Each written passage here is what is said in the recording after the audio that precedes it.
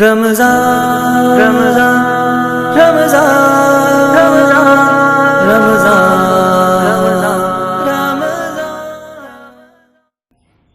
السلام علیکم ورحمۃ اللہ وبرکاتہ۔ الحمد للہ وحدہ والصلاة والسلام علی من لا نبی بعدہ۔ حضرات، آج کے درس کا عنوان ہے قرآن کی 10 ہدایتیں۔ سورہ انعام کی 3 آیتوں کی روشنی میں آیت نمبر 151 تا 153۔ اعوذ باللہ من الشیطان الرجیم، قل تعالوا اتل ما حرم ربكم عليكم الا تشركوا به شيئا وبالوالدین احسانا۔ اے نبی، آپ کہیے، اے لوگوں، آؤ میں تمہیں سناؤں کہ تمہارے پروردگار نے تم پر کیا حرام فرمایا ہے۔ اس نے تم پر شرک کو حرام کیا ہے، لہذا اس کے ساتھ کوئی بھی چیز شریک نہ کرنا، کوئی بھی چیز شریک نہ کرنا۔ یہ بات قابل غور ہے کہ لوگ اللہ کے ساتھ مختلف چیزیں شریک ٹھہراتے ہیں۔ کوئی بتوں کی عبادت کرتا ہے، کوئی چاند کی، کوئی سورج کی، کوئی ستارے کی، کوئی نبی کی، کوئی ولی کی، اور کوئی کسی دوسری چیز کی۔ تو اللہ تعالیٰ نے فرمایا کسی چیز کو اللہ کے ساتھ شریک نہ کرنا۔ شرک اللہ کی نظر میں سب سے بڑا گناہ ہے، سب سے عظیم جرم ہے۔ ان الشرک لظلم عظیم۔ قیامت کے دن اللہ تعالی شرک کو ہرگز معاف نہیں فرمائے گا۔ ان اللہ لا یغفر ان یشرک بہ ویغفر ما دون ذلک لمن یشاء۔ اور والدین کے ساتھ بدسلوکی کو اللہ تعالی نے ناجائز قرار دیا ہے، حرام فرمایا ہے، لہذا والدین کے ساتھ حسن سلوک کرنا۔ قرآن شریف میں کئی موقعوں پر اللہ تعالی اپنی عبادت کا حکم اور والدین کے ساتھ حسن سلوک کا حکم ایک ساتھ عنایت فرماتا ہے، کیونکہ والدین دنیا میں آنے کا سبب بنتے ہیں۔ والدین کا حق اللہ کے حق کے بعد سب سے بڑا حق ہے۔ حدیث شریف میں یہاں تک فرما دیا گیا، رضا الرب فی رضا الوالد، کہ اللہ تعالیٰ کی رضا والدین کی رضا میں ہے۔ ایک جگہ اللہ تعالیٰ نے قرآن شریف میں فرمایا، ان اشکر لی ولی والدیک، کہ میرا شکر ادا کرو اور اپنے والدین کا شکر ادا کرو۔ ایک حدیث شریف میں عبداللہ بن مسعود رضی اللہ تعالی عنہ سے روایت ہے، انہوں نے پوچھا، ای العمل احب الی اللہ، کہ اللہ کے نزدیک سب سے زیادہ محبوب عمل کیا ہے؟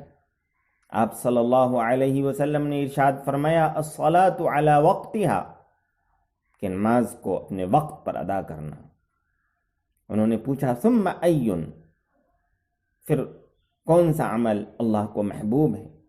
آپ صلی اللہ علیہ وسلم نے فرمایا، ثم بر الوالدین، کہ پھر والدین کے ساتھ حسن سلوک فرمانا، حسن سلوک کرنا۔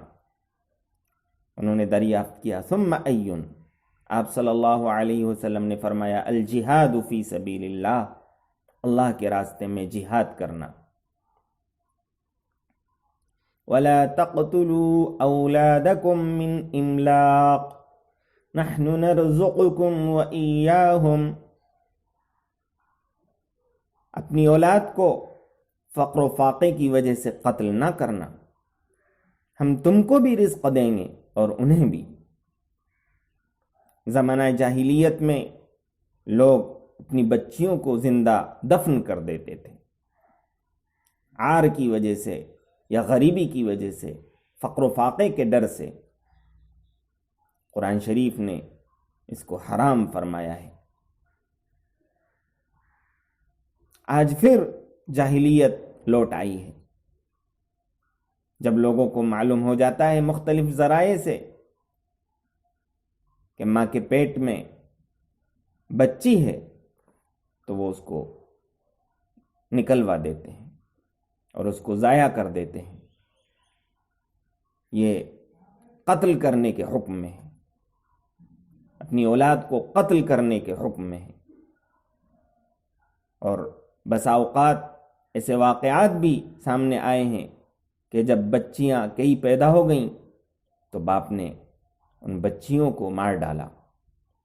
تو قرآن شریف یہ ارشاد فرماتا ہے کہ اپنی اولاد کو فقر و فاقے کے اور افلاس کے ڈر سے قتل نہ کرنا۔ رزق دینے والا اللہ ہے، وہ تمہیں بھی رزق دے گا اور انہیں بھی رزق دے گا۔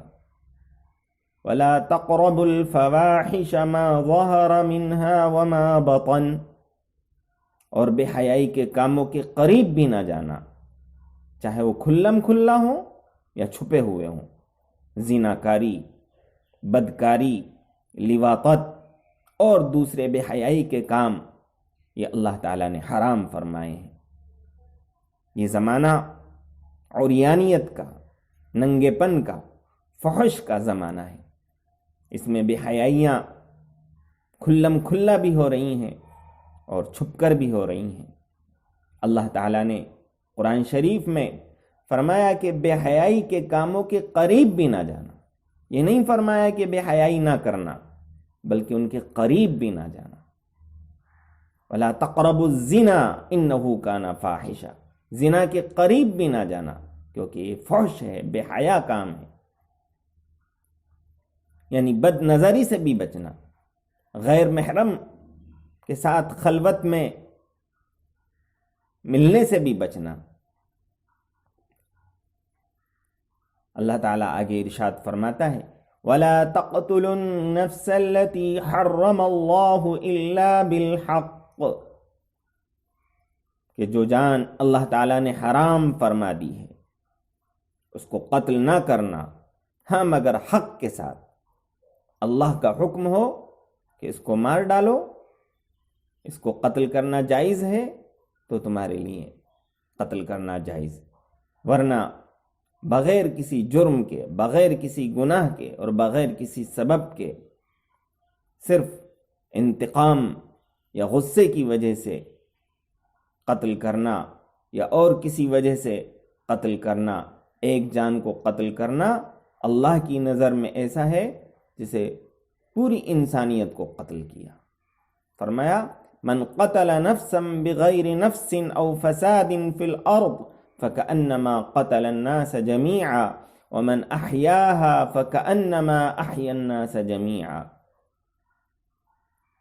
کہ جس نے کسی جان کو بغیر کسی جان کے کہ قصاص میں مارے، تو یہ اللہ تعالیٰ کے حکم سے یہ جائز ہے کہ حاکم قصاص میں کسی کو قتل کرے۔ اس نے کسی انسان کو قتل کیا تو اس کے قصاص میں اور بدلے میں حاکم قتل کرے گا، یہ قرآن کا حکم ہے۔ لیکن بغیر کسی جان کے یا اور زمین میں کسی خرابی کے بغیر اور فساد پھیلانے کے بغیر کسی کو مار ڈالا تو گویا کہ اس نے تمام لوگوں کو مار ڈالا، اور جس نے ایک انسان کو بچا لیا اور اس کی زندگی کا سبب بن گیا، گویا کہ اس نے تمام انسانوں کو زندہ کرنے کا سبب بنا اور سب انسانوں کو اس نے زندگی بخش دی۔ ذَلِكُمْ وَصَّاكُمْ بِهِ لَعَلَّكُمْ تَعْقِلُونَ، یہ اللہ کی وصیت ہے جو تمہیں فرمائی ہے تاکہ تم سمجھو۔ وَلَا تَقْرَبُوا مَالَ الْيَتِيمِ إِلَّا بِالَّتِي هِيَ أَحْسَنُ حَتَّى يَبْلُغَ أَشُدَّهُ اور یتیم کے مال کے قریب بھی نہ جانا مگر اچھے طریقے سے، یہاں تک کہ وہ جب بالغ ہو جائے اور باشعور ہو جائے تو اس کا مال اس کے حوالے کر دینا۔ قرآن شریف میں ایک جگہ فرمایا ان الذین یأکلون اموال الیتامی ظلما انما یأکلون فی بطونہم نارا، کہ جو یتیم کا مال ظلم کے ساتھ کھاتے ہیں، ہڑپ کرتے ہیں، وہ اپنے پیٹ میں آگ کھا رہے ہیں، وہ آگ میں جلیں گے۔ حضرت ابن عباس رضی اللہ تعالی عنہ سے ابو داؤد شریف میں روایت ہے کہ جب یہ دونوں آیتیں نازل ہوئیں تو صحابہ میں جن کے پاس یتیم بچے تھے انہوں نے ان کا کھانا پینا الگ رکھنا اور پکانا شروع کر دیا۔ ان کا کھانا الگ پکایا جاتا، وہ کھاتے، اور جو بچتا وہ خراب ہو جاتا۔ تو پھر شکایت کی حضور صلی اللہ علیہ وسلم سے آ کر کہ حضرت یتیم کا کھانا اب الگ پکاتے ہیں جب سے یہ آیت نازل ہو گئی ہے، اور وہ کھانا ضائع بھی ہو جاتا ہے۔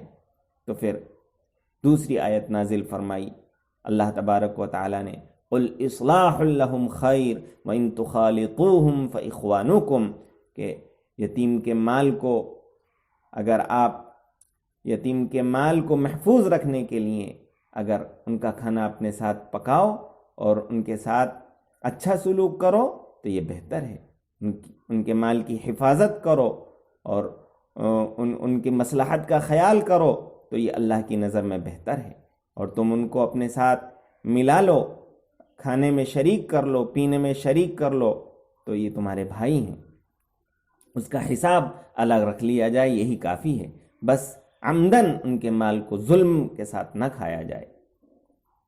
ظلم سے یتیم کا مال کھانے کی ایک سب سے بڑی شکل یہ ہے کہ دو بھائی ہیں، ایک بھائی کا انتقال ہو گیا، اس کے چھوٹے چھوٹے بچے ہیں، تو یہ دوسرا بھائی مال پر قابض ہو جاتا ہے، حالانکہ بچے کی موجودگی میں، اولاد کی موجودگی میں جب اس کا بیٹا موجود ہو تو چچا کا حق نہیں بنتا ہے۔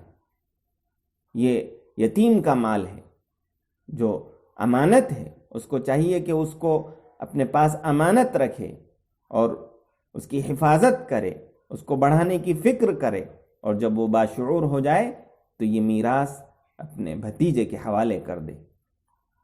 وَأَوْفُوا الْكَيْلَ وَالْمِيزَانَ بِالْقِسْطِ، اور ناپ تول کو پورا پورا ادا کرنا، جب ناپو تو پورا ناپنا، جب تولو تو پورا تولنا، عدل و انصاف کے ساتھ۔ ناپ تول میں کمی کرنا اللہ تعالیٰ نے حرام فرمایا ہے۔ وَيْلٌ لِّلْمُطَفِّفِينَ الَّذِينَ إِذَا اكْتَالُوا عَلَى النَّاسِ يَسْتَوْفُونَ وَإِذَا كَالُوهُمْ أَوْ وَزَنُوهُمْ يُخْسِرُونَ أَلَا يَظُنُّ أُولَئِكَ أَنَّهُمْ مَبْعُوثُونَ، تباہی و بربادی ہو ڈنڈی مارنے والوں کے لیے کہ جب وہ اپنے لیے ناپتے ہیں، تولتے ہیں تو پورا وصول کرتے ہیں، اور جب لوگوں کو دیتے ہیں تو کم کر دیتے ہیں۔ کیا یہ یقین نہیں رکھتے ہیں کہ قیامت میں ان کو اٹھنا ہے، اللہ کے پاس حاضر ہونا ہے؟ لا نکلف نفسا الا وسعها، ہم ہر شخص کو اتنا ہی مکلف بناتے ہیں جتنا اس کے اندر طاقت ہے، یعنی ہم یہ مطالبہ نہیں کرتے کہ تم زیادہ دو، کسی کو اس کے حق سے زیادہ دو یا اپنا حق چھوڑ دو، لیکن ہم اس کا مکلف بناتے ہیں کہ ظلم و زیادتی نہ کرو، پورا ناپو، پورا تولو، ناپ تول میں کمی نہ کرو۔ وَإِذَا قُلْتُمْ فَعْدِلُوا وَلَوْ كَانَ ذَا قُرْبَى، اور جب بات کہو تو انصاف کی بات کہو، عدل کی بات کہو، اگرچہ تمہارا رشتہ دار ہی کیوں نہ ہو۔ تمہارے رشتہ دار پر اگر حق و انصاف کی بات کی زد پڑ رہی ہے تو بغیر رعایت کے انصاف کی بات کہہ دینا، کسی ملامت کی پرواہ نہ کرنا، کسی رشتہ دار کی طرف نہ دیکھنا۔ وَبِعَهْدِ اللَّهِ أَوْفُوا، اللہ کے وعدے کو پورا کرو۔ جو اللہ تعالیٰ سے تم نے الستو میں وعدہ کیا ہے، عالم ارواح میں وعدہ کیا ہے کہ کیا میں تمہارا پروردگار نہیں ہوں؟ تم نے وعدہ کیا ہے کہ اے اللہ ہم تجھے اپنا رب تسلیم کرتے ہیں، اور تم نے اسلام کا کلمہ پڑھ کے اللہ تعالیٰ سے وعدہ کیا ہے کہ ہم تیری امانت کو اٹھاتے ہیں۔ تو اب اللہ کے اس وعدے کو پورا کرنا، اللہ کے احکام کی تعمیل کرنا، اللہ کے فرائض کو انجام دینا، اس کی حرام باتوں سے بچنا۔ ذَلِكُمْ وَصَّاكُمْ بِهِ لَعَلَّكُمْ تَذَكَّرُونَ، اللہ تعالیٰ ان باتوں کی تمہیں نصیحت فرماتا ہے تاکہ تم نصیحت قبول کرو۔ وَأَنَّ هَذَا صِرَاطِي مُسْتَقِيمًا فَاتَّبِعُوهُ وَلَا تَتَّبِعُوا السُّبُلَ فَتَفَرَّقَ بِكُمْ عَن سَبِيلِهِ ذَلِكُمْ وَصَّاكُمْ بِهِ لَعَلَّكُمْ تَتَّقُونَ۔ اللہ تعالیٰ فرماتا ہے کہ یہ میرا سیدھا راستہ ہے، اسی پر چلو، اور جو مختلف راستے ہیں، شیطان کے راستے ہیں، ان پر ہرگز نہ چلنا، ورنہ وہ تمہیں اللہ کے راستے سے ہٹا دیں گے۔ صراط مستقیم ہے، اللہ تبارک و تعالیٰ نے یہ سیدھا راستہ بنایا ہے، اور باقی راستے وہ سب جہنم میں لے جانے والے ہیں۔ وہ مختلف ہو سکتے ہیں، خواہش پرستی کے راستے، شیطان پرستی کے راستے، مال پرستی کے راستے، شرک کا راستہ، گمراہی کا راستہ، بھٹکے ہوئے کا راستہ، مغضوب علیہم کا راستہ۔ جو مختلف قسم کے لوگ ہیں اور جن کے الگ الگ طریقے ہیں، اس لیے اللہ تبارک و تعالیٰ فرمایا کہ یہ راستے مختلف ہیں، ان مختلف راستوں سے بچنا اور ایک جو شاہراہ ہے اس پر چلنا۔ مختلف راستے تم کو اللہ تعالیٰ کے راستے سے ہٹا دیں گے اور منزل مقصود سے دور کر دیں گے۔ ذَلِكُمْ وَصَّاكُمْ بِهِ لَعَلَّكُمْ تَتَّقُونَ، یہ اللہ تعالیٰ تمہیں وصیت فرماتا ہے تاکہ تم گناہوں سے بچو اور متقی اور پرہیزگار بنو۔ یہ 10 باتوں کی اللہ تبارک و تعالیٰ نے نصیحت فرمائی ہے۔ نمبر 1، اللہ کے ساتھ کسی کو شریک نہ ٹھہرانا، نہ ذات میں، نہ صفات میں، نہ عبادت میں، نہ دعا میں، نہ رازق و مالک سمجھنے میں، نہ حاکم ماننے میں، اور نہ کسی دوسری صفت میں۔ دوسری وصیت ہے والدین کے ساتھ حسن سلوک کرنا۔ تیسری نصیحت اپنی اولاد کو قتل نہ کرنا، بھوک اور فقر و فاقے کی وجہ سے۔ چوتھی نصیحت کھلم کھلا اور چھپے ہوئے بے حیائی کے کاموں کے قریب بھی نہ جانا۔ پانچویں نصیحت کسی جان کو ناحق نہ مارنا۔ چھٹی نصیحت یتیم کے مال کو ناحق نہ کھانا، یتیم کے مال میں زیادتی نہ کرنا۔ ساتویں نصیحت ناپ اور تول کو پورے طریقے سے انجام دینا اور اس میں کمی نہ کرنا۔ آٹھویں نصیحت بات کہو تو انصاف کی بات کہنا۔ نویں نصیحت اللہ کے وعدے کو نبھانا اور پورا کرنا۔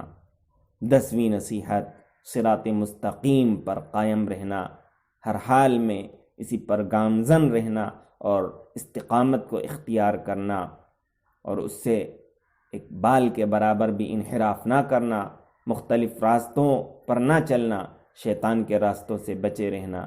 اللہ تعالی ہمیں عمل کرنے کی توفیق عطا فرمائے اور اپنے صحیح راستے پر صراط مستقیم پر چلنے کی